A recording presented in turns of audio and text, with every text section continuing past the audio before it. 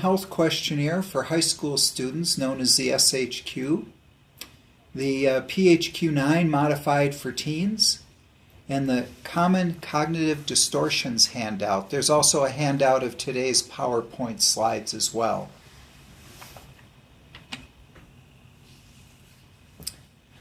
Well, depression really is a common and serious problem encountered by youth of all ages.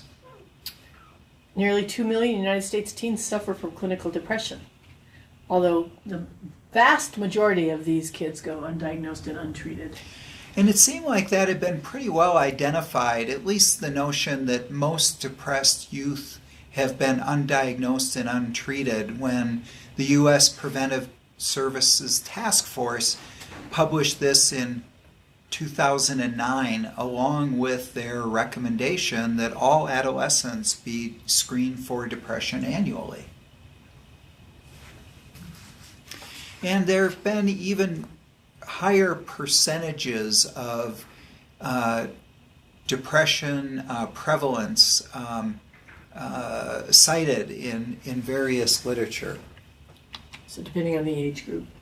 Age groups, it's varied across age groups. Here you can see figures of 3% in children and 12.5% in adolescents. There have been some estimates of even greater prevalence of depression among youth.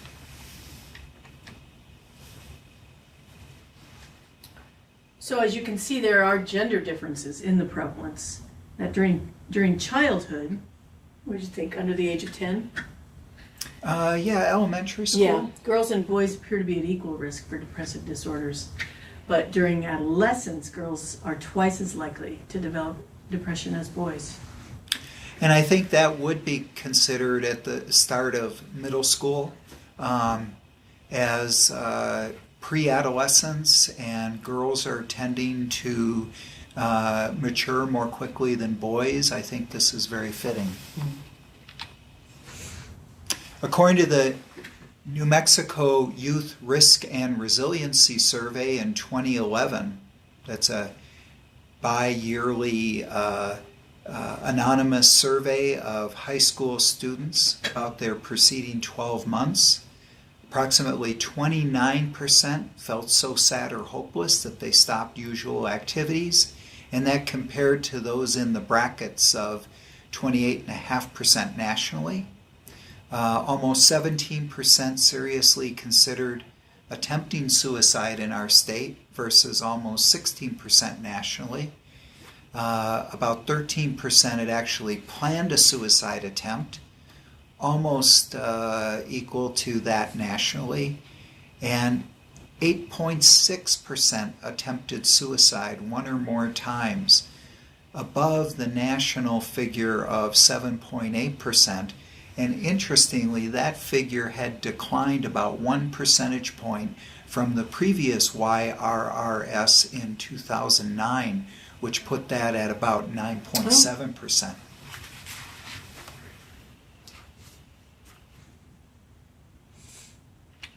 If anybody has any questions or comments, please just unmute and ask. So, Chris, how often is suicide among youth? How common is it? Yes, how common is it? Well, according to our information, it's the third leading cause of death in kids the ages from between 11 and 18 years old. 90% of teens who die by suicide suffer from a diagnosable mental illness at the time of their death, and I would venture to say that most of them are depression-related diagnoses. It's certainly, depression is that category most often associated with suicidal ideation and behavior, especially in teenagers. And this is the bullet point that I find, I like to elaborate on this somewhat, that psychiatric symptoms developed more than 1 year prior to death in 63% of adolescent suicides. Now this data is 10 years old, and I don't know whether it would hold up. But the reason I think this is really important information is that for teens who kill themselves, they've been probably exhibiting symptoms for a whole year, which is an opportunity for the adults in their lives or their peers to recognize and help them get some kind of help. I think this is a very telling statistic that they've been diagnosed and they've been experiencing and probably broadcasting different suicidal behaviors, and we do have an opportunity to really impact on this number by learning more about signs and symptoms as well as potential help for these kids. And hence the importance of today's webinar. Right. Well, clinical depression really is a whole person illness. It's more than feeling bad or feeling down. It's not the typical emotional upset or feeling sad about a recent event that occurs in the moment. It's a disorder that affects a person's mood, thinking, their behavior, their sleep, their eating, even their physical health. And as I was just mentioning, it differs from brief bouts of normal bad mood, because everybody will normally in the course of their life experience a bad mood from time to time.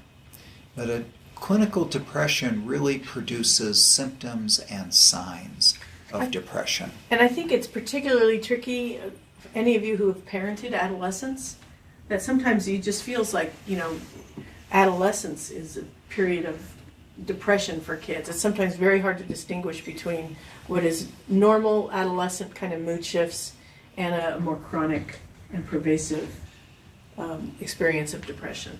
That's right, and that's why whenever we're considering clinically whether somebody has a depressive disorder or syndrome, whether it is normal development, normal life events, responses to stressors, or whether it's a clinical depressive disorder. And a very meaningful way of differentiating is described really well in the DSM, the Diagnostic and Statistical Manual. It has a section in the beginning, pretty much from addition to addition, that talks about the severity of the symptoms. Moreover, the persistence of the signs and symptoms over time, as well as how pervasive they are. So whether they continue across time and continue across different places that one goes and does in their life. And also whether it impairs their function.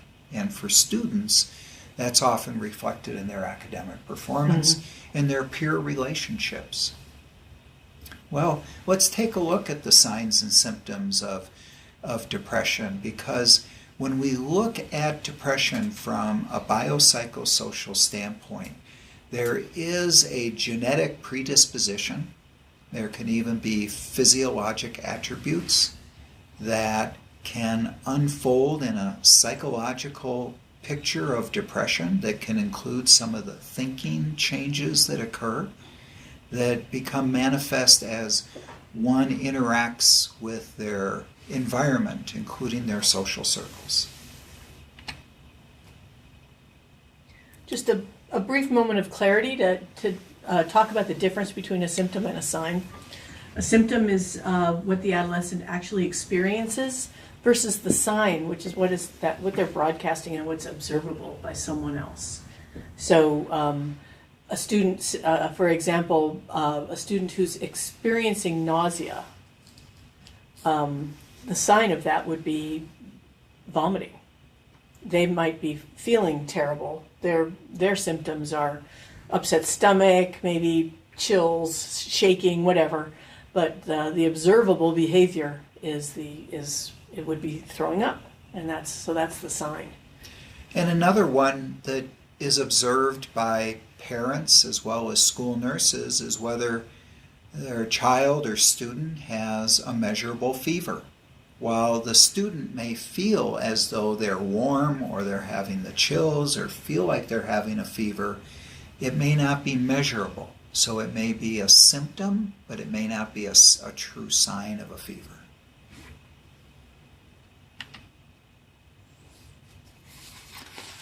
Well, we're going to talk about the various kinds of signs and symptoms of depression, starting with mood or affective symptoms and signs, cognitive symptoms and signs, as well as those for behavior and physical manifestations of depression.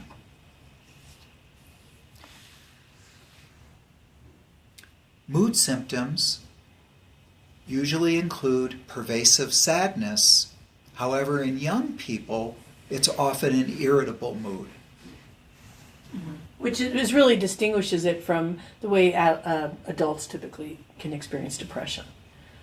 So that's the symptom. The sign might be a flat affect, tearful affect, outbursts, shouting, whining, complaining, any of those things. Anger that's out of proportion to the situation. That's something that you might observe in a student who might be experiencing the symptom of sadness. And irritability when there doesn't seem to be an event that a child or adolescent would reasonably respond to with irritability that persists again across time and place. Now, but this is a good example, Dan, of one that is almost indistinguishable from normal adolescence. Yep. Because, I was parenting 2 adolescents and my daughter was always irritable with me. And, I could have thought maybe she was depressed, except it was just, I was her mom and she was just always finding fault with anything I did. That's a really good point, Chris. And I think there again, it's how persistent and pervasive it is. So as the student is going from home to school and being with their friends, if they're irritable with their parent and they're not irritable with their friends, that's probably normal adolescence. Right. Okay. Feelings of hopelessness, that's what the student might be experiencing. That might look like they're withdrawn, they're isolated, they're not spending time with their friends, they're hanging out by themselves in the cafeteria, any of those things. Depressed students can have a lot of ups and downs. Yeah. And they can appear to be moody. Have mood swings. Yeah. And when there is clinical depression, often there's a so-called diurnal variation, especially in the so-called melancholic kinds of depression, in which there could be much worse moods and lower energy in the morning, but that becomes less over the course of the day, or that becomes alleviated over the course of the day. So here are the cognitive symptoms and their corresponding signs. A symptom may be recurrent thoughts of death or suicide. And a sign may be comments made or notes written, or a student who's giving away their possessions readily. Mm-hmm. Thoughts of worthlessness or inappropriate guilt. You might see that as kind of that exaggerated responsibility, taking all the responsibility for something negative that's happened. We call that negative attribution. We'll probably talk about that a little bit more in a few minutes. Taking responsibility for all the bad things, but none of the credit for the good things. Another symptom can be low self-esteem, which also can contribute to withdrawal and isolation, along with the feelings of hopelessness that were described earlier. Mm-hmm. And we'll talk a little bit more about cognitive distortions that they experience. That's what they're experiencing, whether they're thinking about things in black and white ways. That's what it looks like to us. Filtering information, catastrophizing information, mind reading, forecasting. We'll talk about some of those as we get further into this webinar. Slowing of thought and recall that can result in signs of slow speech, slow thinking, even slow movements. Right. And the lack of ability they'll experience a decreased ability to concentrate. So you might see that as they're not paying attention, they're not task-centered, slower to accomplish things. That's what it would look like. They might look distracted.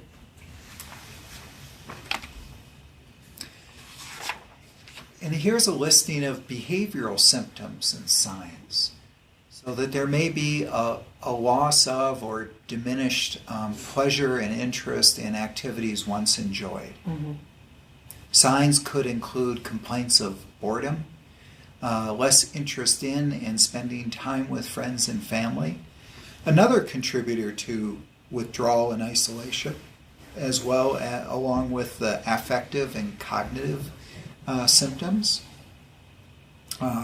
Diminished communication and socializing. Talk of or efforts to run away from home. Less diminished motivation, so you see less activity in the school setting, maybe frequent absences, or certainly poor performance. Restlessness, antsy, slowness, heaviness, signs of psychomotor agitation or retardation goes along with what was said earlier about cognitive slowing.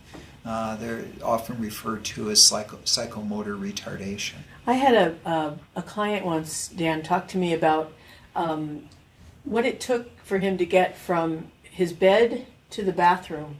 Oh. And that he felt like he was moving through butter. Oh. It was like such a profound kind of sense that it was such a burden to Yes. really take the Yes. initiative to, and the way he managed it was to break it down into tiny little steps. But that I just will never forget. He says like moving through butter. It's really remarkable. And then there are the physical symptoms and signs, as said earlier, that depression can even cause one to experience feelings of being unwell, feeling bad, having malaise. This can result in school absences, decreased school and community activity participation. And one you're going to see in a school-based health center is these frequent but persistent, vague, non-specific physical complaints. That are Whether it's very a well headache. known to school nurses. Right. Yes. Stomach ache. I mean, how many times have you had a student come in with persistent stomach aches and headaches? They're tired. They're experiencing diminished energy. And yet when they're examined by the nurse practitioner, physician assistant, or physician in the school-based health center, there's nothing really found on physical exam to explain why they're having all these aches and discomforts. Right. And then another big one is a sleep disturbance, whether it's increased or decreased. And as mentioned earlier, there can be appetite changes resulting in changes in body weight, and that can be either increased appetite in eating or, on the contrary, decreased. Also worthwhile is mentioning some distinguishing depressive features, because diminished concentration, that is, students becoming observingly distractible, plus frequent irritability and associated anxiety have resulted in ADHD misdiagnosis of depressed students. Depressed students can actually appear as though they have ADHD. There are some differences with age among youth. Younger children often have psychomotor agitation rather than the slowing. And that can look like hyperactivity. Younger children usually have more somatic complaints, hallucinations when they're depressed, and appear more depressed.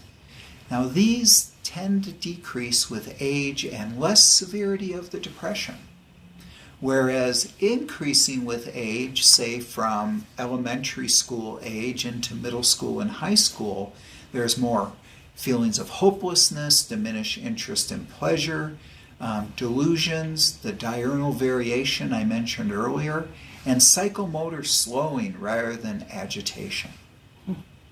So the older kids tend to look more depressed.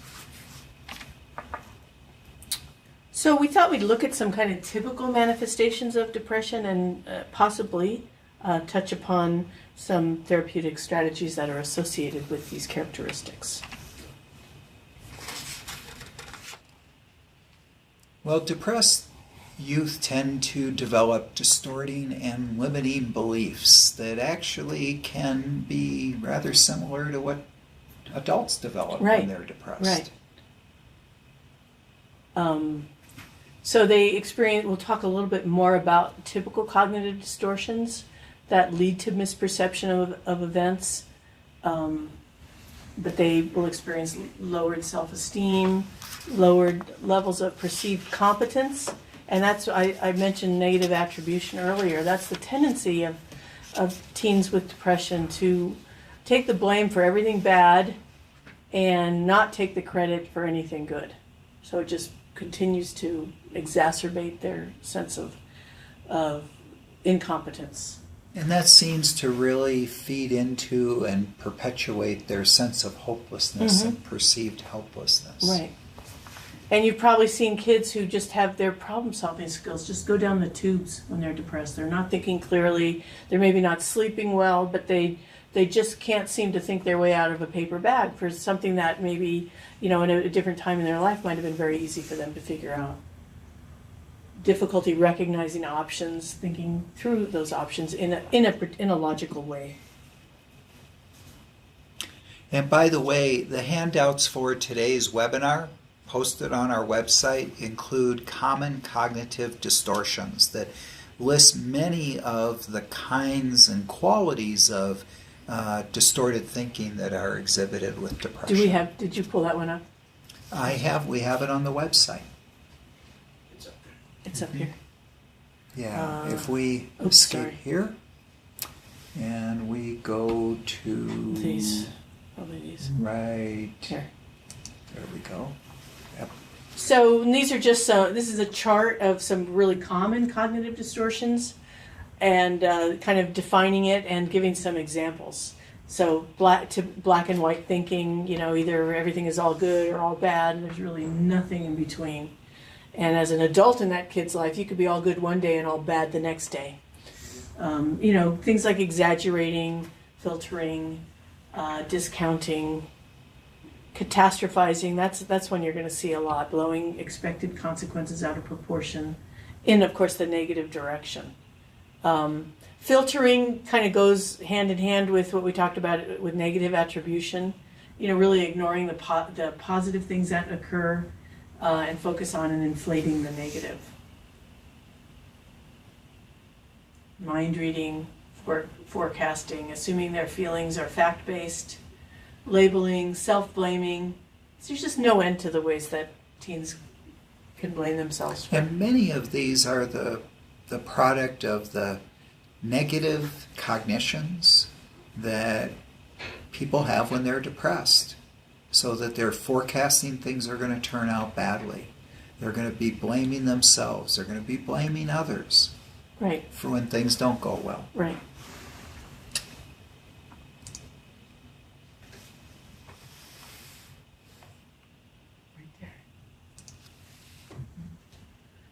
So they get into this kind of spiral downward of engaging in behaviors that really perpetuate their depression. Their repertoire, they don't participate typically in the activities that they used to find enjoyable. That might be sports, for instance. They might decide they aren't interested in soccer anymore.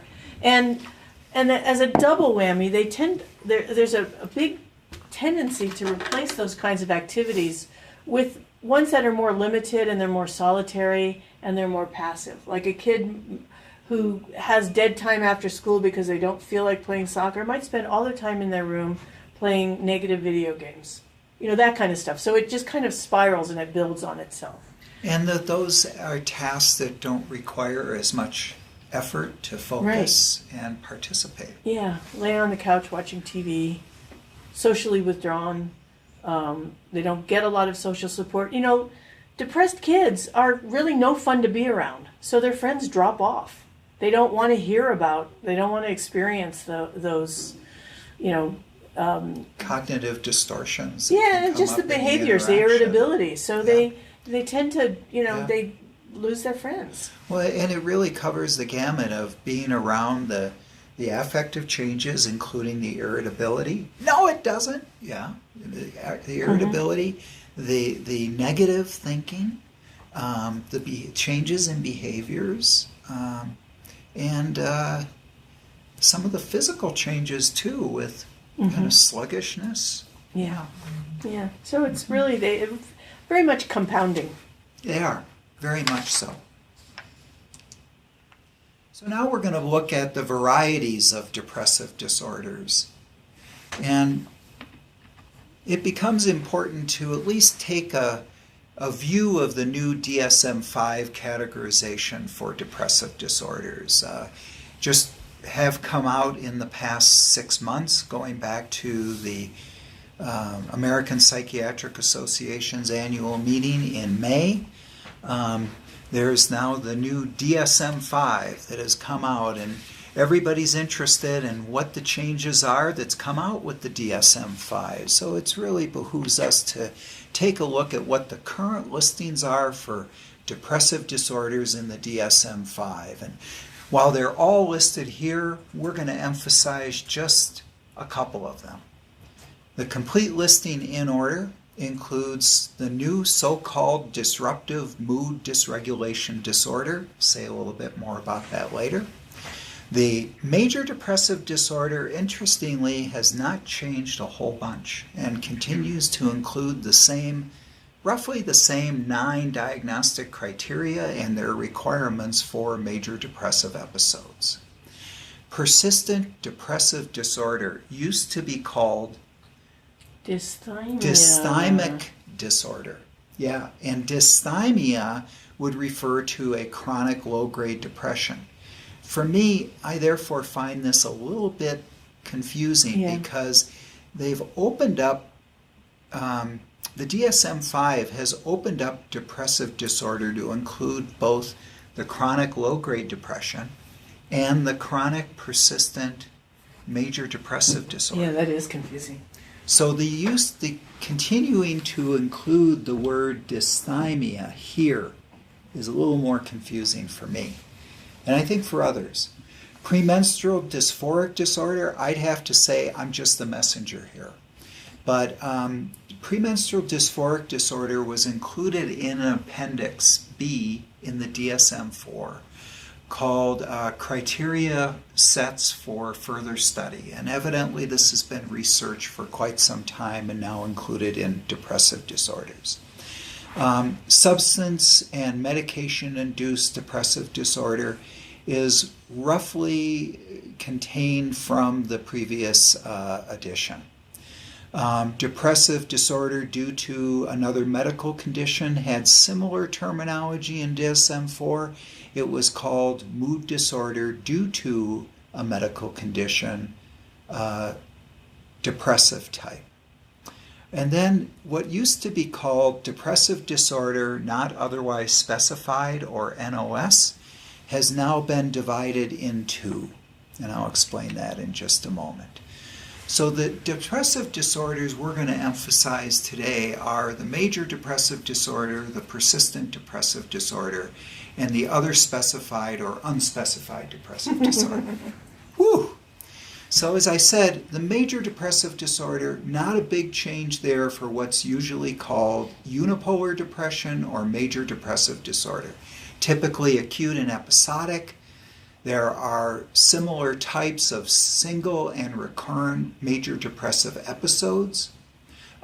Severity and course modifiers that range from mild to severe, with psychotic features and in partial or full remission. Now, the persistent depressive disorder includes the pure dysthymic syndrome, that is the chronic low-grade variety, as well as the persistent or intermittent major depressive episodes. And what I'd have to say that I really like about this new classification, despite some of the confusion with the language, is that this really includes what's been previously referred to here in this webinar and elsewhere as double depression. Double depression. So double depression would be persistent depressive disorder with intermittent major depressive episodes.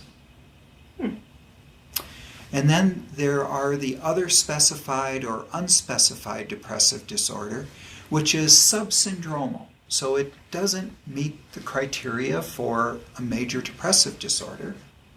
And it is referred to as other specified when the clinician can describe what is missing, what is subsyndromally present, versus unspecified when one doesn't. Huh. Okay. And that may be For example, in a very busy emergency room situation or a very busy pediatric clinic or school-based health center where somebody presents obviously very upset, obviously very dysphoric, has many features of depression, including lower level of functioning, but not enough criteria can be accounted for to make a diagnosis of a full depressive syndrome.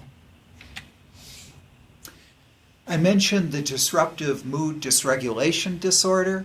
It's a condition of youth diagnosed in youth 7 to 18 years of age who began having the onset prior to age 10 of the core features of chronic, persistently irritable or angry moods and frequent temper outbursts in the form of verbal rages or physical aggression. The diagnostic criteria, of course, are listed in the DSM-5. There's a predominance of males who have been found to have this disorder. And it's a new disorder that was included to address the potential overdiagnosis and treatment of pediatric bipolar disorder. These kids can present as though they have bipolar disorder. They have a lot of moodiness, their moods are up and down, so are their behaviors.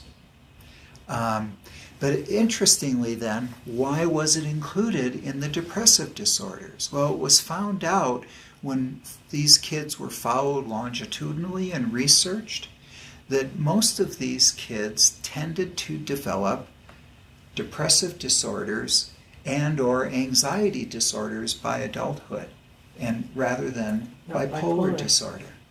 Well, that goes along with, I used to, back many years ago, in my graduate school training, was led to believe that true pediatric bipolar was quite unusual.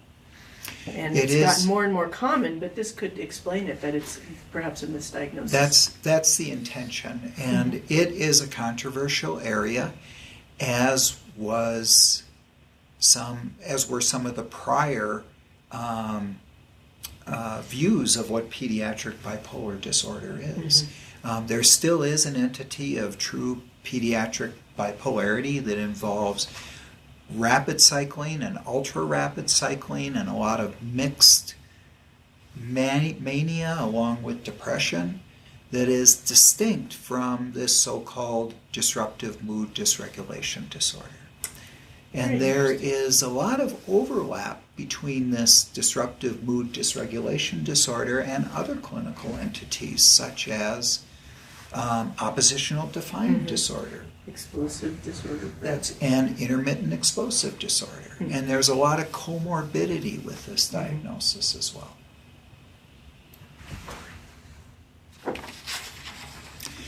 Well, I thought it'd be important to at least show a listing of the signs and symptoms of a major depressive episode. And we're going to see these again. I'm basically foreshadowing what's coming up further in the presentation. But the important features are depressed mood, which is irritable in youth, markedly diminished pleasure or interest. There needs to be at least one of those criteria present to make a diagnosis, and a total of 5 of the entire listing that includes appetite and weight changes, sleep disturbance, fatigue or loss of energy, the psychomotor slowing or agitation, the feelings of hopelessness, worthlessness, or excessive inappropriate guilt, many of the things that were mentioned earlier.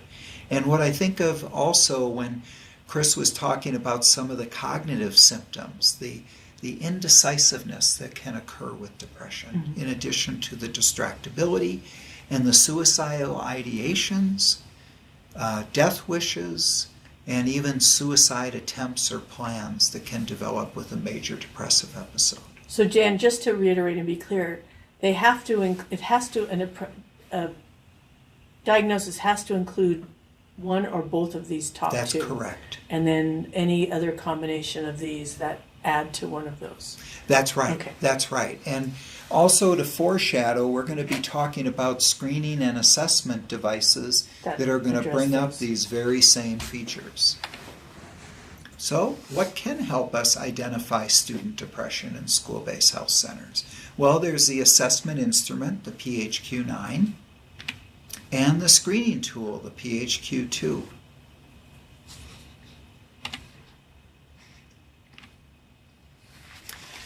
Well, the Patient Health Questionnaire, or PHQ-9, has become very popular. By now, many people working in school-based health care, primary care clinics, in addition to more traditional mental health clinics, have become very aware of the PHQ-9. It has its origins going back over a dozen years ago to a very well-validated and respected instrument used to assess adult depression in primary care that scores these 9 DSM-4 criteria for major depressive episode. There's also an additional impairment of functioning item. It was made available to us by Pfizer, the pharmaceutical manufacturer, and a modified version for adolescent depression follows. But this is the PHQ-9, and it basically reiterates a version of the 9 criteria for a major depressive episode. So the whole purpose in showing those earlier and now showing them as part of the PHQ-9 is to say, this is really a listing of diagnostic criteria, and this is why the PHQ-9 is an assessment instrument. So there's those first 2 questions. There's the first 2 The questions. anhedonia question, little interest or pleasure in doing things. That's right. And then the feeling down, depressed, or hopeless. That's right. And it combines the hopelessness, which is another item in the DSM criteria for a major depressive episode, with one of those first 2, the dysphoria item. Okay. Any questions, comments so far?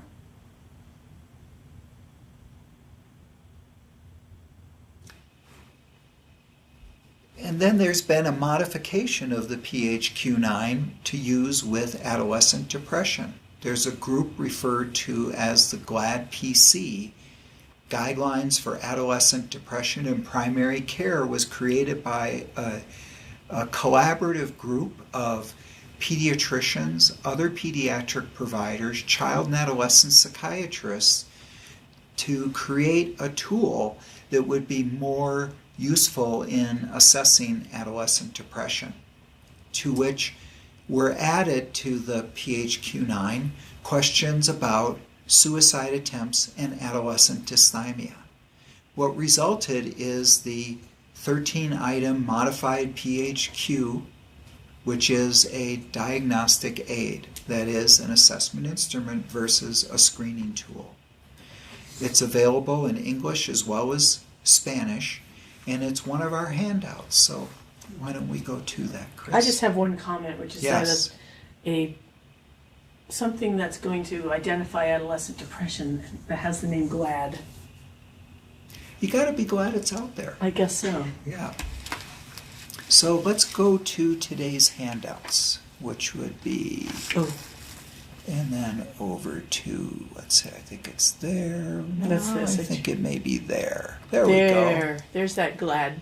Okay. handout. So now it's called the PHQ-9 Modified for Teens.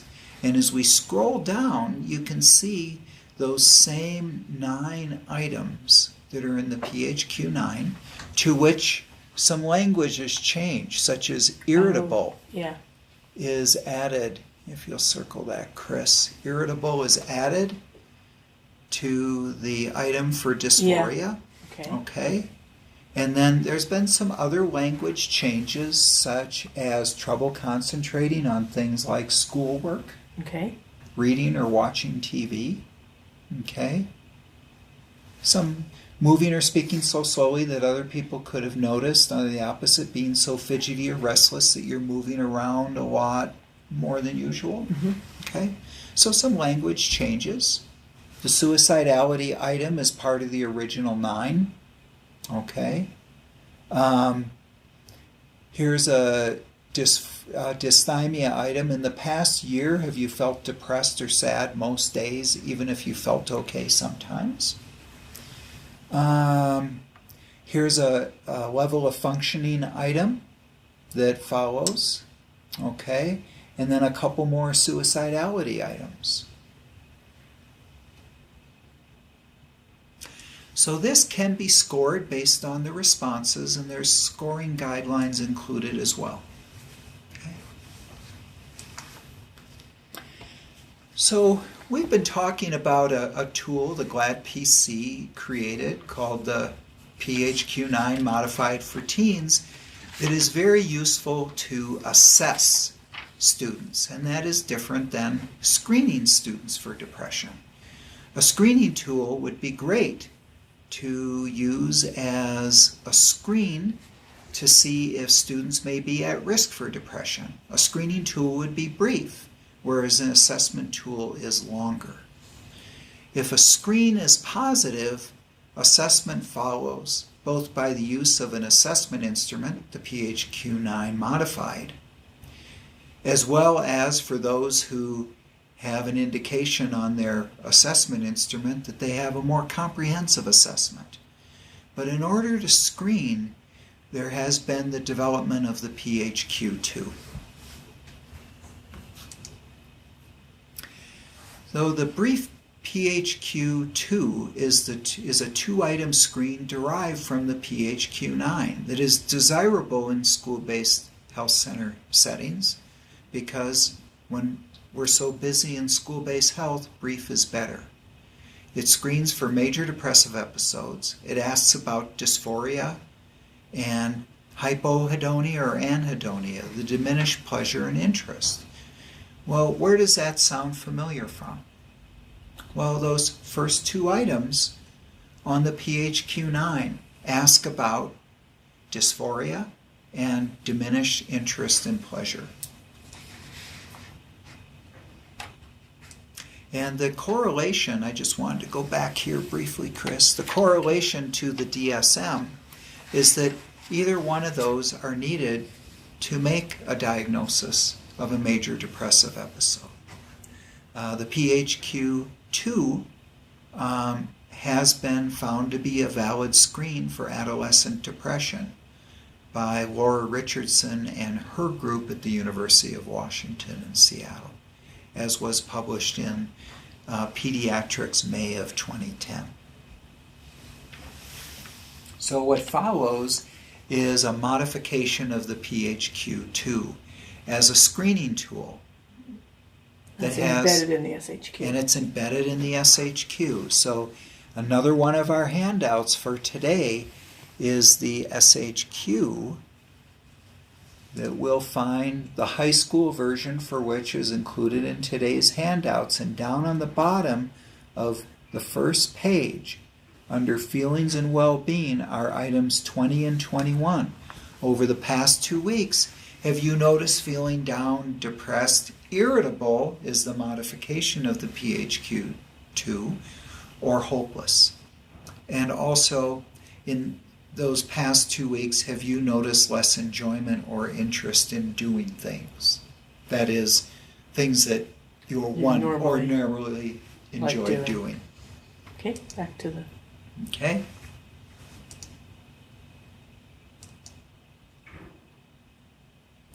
So, point being, PHQ-2 has been modified for youth, and it's embedded in the student health questionnaire, both in the high school and middle school versions. So here we have the sequence of using the PHQ-2 modified as screening for depression in the SHQ, and when that is positive, administering the PHQ-9 modified for teens as the first step in assessment in order to identify students who are depressed. So let me get straight with this, Dan. If I'm a school-based health center provider and I'm using the SHQ, That's right. I don't have to worry about adding anything because the PHQ-2 is in there. That's correct. Okay. So you're already That's one of the hitting beauties. that nail on the head. Exactly. That's one of the great things about the SHQ. So in summary, we identify student depression in school-based health centers by screening all students visiting school-based health centers to identify those at risk for depression, plus other psychiatric comorbidity. And to do that, we use a PHQ-2. And for those who screen positive, we begin assessment with the PHQ-9 modified for teens. And for those who have the indications on their assessment instrument, the next step would be a comprehensive assessment. And yeah. so here's a question for clarification. You don't have to be a behavioral health provider to do this, do you? No, not even. Not even. And that's where primary care providers can be so helpful in beginning and furthering the identification of student depression in school-based health centers by interpreting the positive screen for depression. And it tells you how to do that, correct? It does. And then beginning the assessment for those who screen positive by administering the PHQ-9 modified for teens. Mm-hmm. So therefore, depression identification takes on a sequential approach with short steps versus one long face-to-face encounter involving a team approach whenever possible. So one needn't be a lone ranger. Yeah, you feel much less overwhelmed. That's right. Oh, there you go. So let's apply what we've been talking about today to a case example. Marcus, 11th grade student. He's referred to the school-based health center after his teacher finds him spacing out and then falling asleep during class. So he appears, okay. When he walks into the center, he appears sullen? He holds his head down, or so-called downcast, and makes very little eye contact. Okay, been feeling pretty down, he says, and he doesn't really care about much anymore. Over the past few weeks, he stopped hanging out with his friends and he quit the basketball team. Mom says that he's been on edge recently and he does admit to being irritable. He doesn't seem to think too much of himself and he endorses hopelessness. Not to mention the fact that he admits to having had some thoughts of wishing he weren't alive.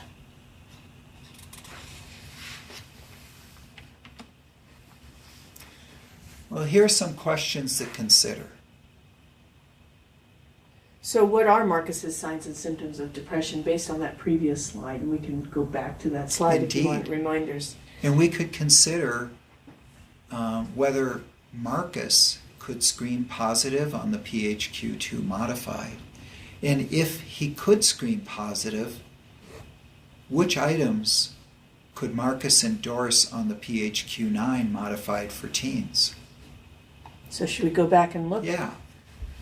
So judging, just anybody jump in here, judging from some of these reported signs or symptoms, what do you think what jumps out at you?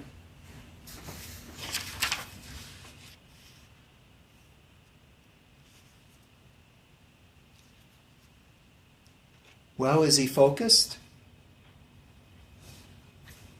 I was thinking of the PHQ-2.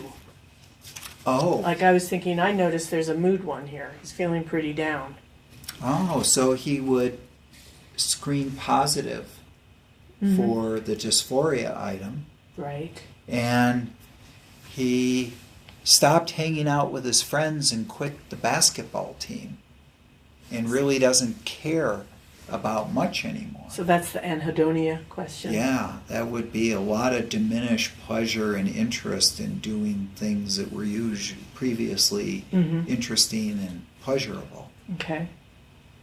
So therefore, Marcus would screen positive, have answered or endorsed both items. It would be possible that he would endorse both items on the PHQ-2. And even if he had only done one, he that still would have be a positive considered screen. a positive screen. So further, what of the 13 items might he endorse on the PHQ-9? Well, already the first two about dysphoria and anhedonia could be endorsed. There's mention here of sleep disturbance.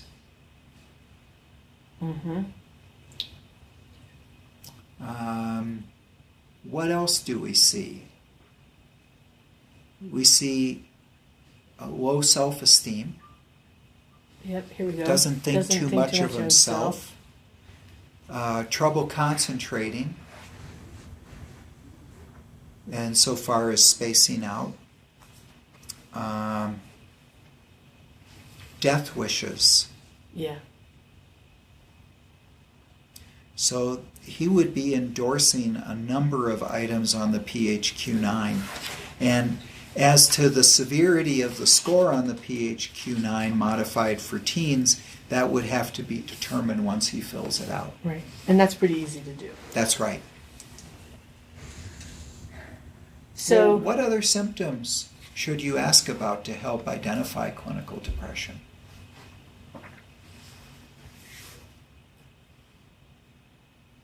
I'd ask about functioning. Mm-hmm. How? Such as about grades? Right. Problem solving, that kind of, I'd ask questions that would get at cognitive slowing, perhaps. Decisiveness, yeah. Are suicide assessment and other indicated interventions necessary?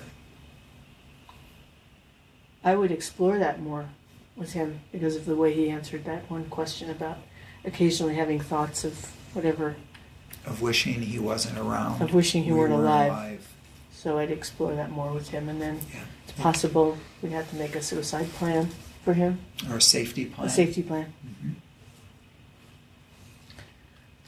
But Dan, I have a question for you. Yeah, you have, well, what a time for questions. So if I'm a provider and I've Yeah. I've uncovered some of this, Yes. and I'm feeling pretty overwhelmed, Yes.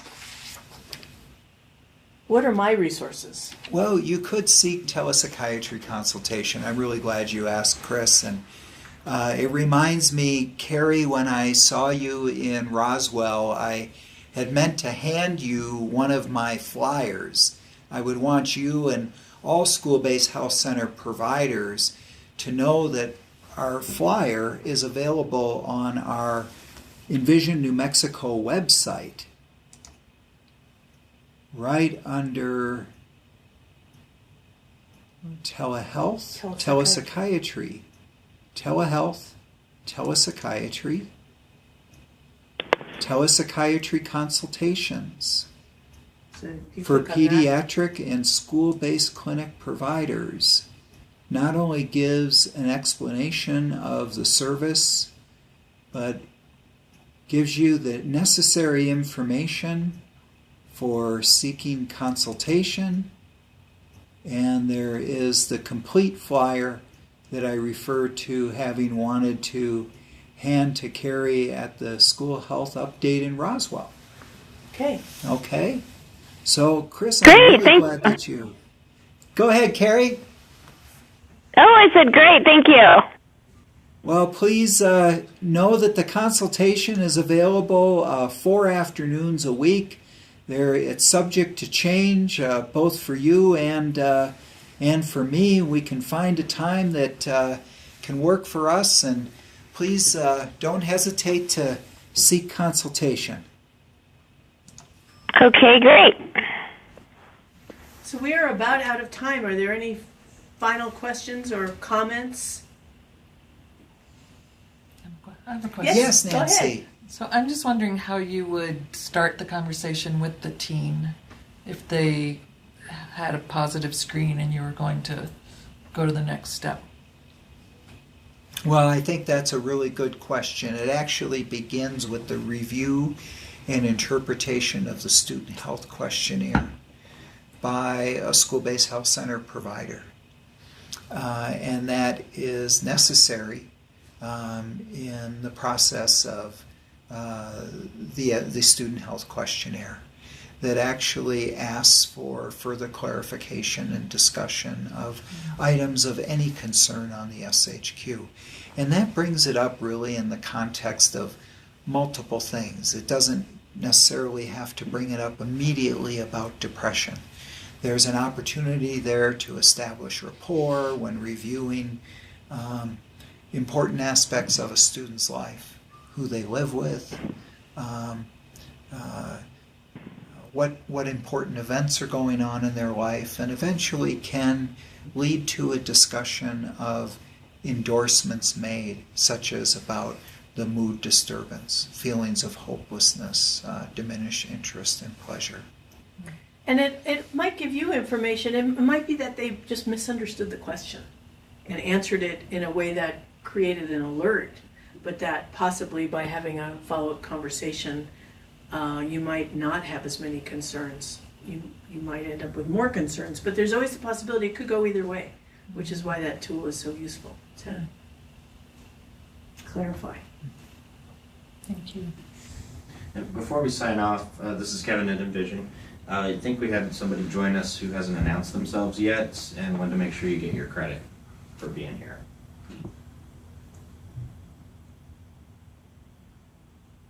So we know about Carrie's on the Carrie. line. Carrie Hopes, Phyllis Chavez, Darla Leakity, and and there should be one more person. If you could announce yourself, then we can get you your CMEs. Hi there, it's Helen Royal from Frisco, Colorado. Hi, Great. Helen. Thanks for joining us. I was a little late, sorry, I snuck in. it's okay. Better late than never. All right. It was really helpful for this. Oh, great. So glad you snuck in. Yeah. Glad to hear it.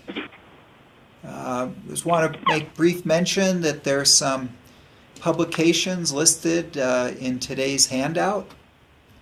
And so glad you're all there and joining us today. So thank you very much. From Envision, New Mexico, Studio Envision, we're signing off.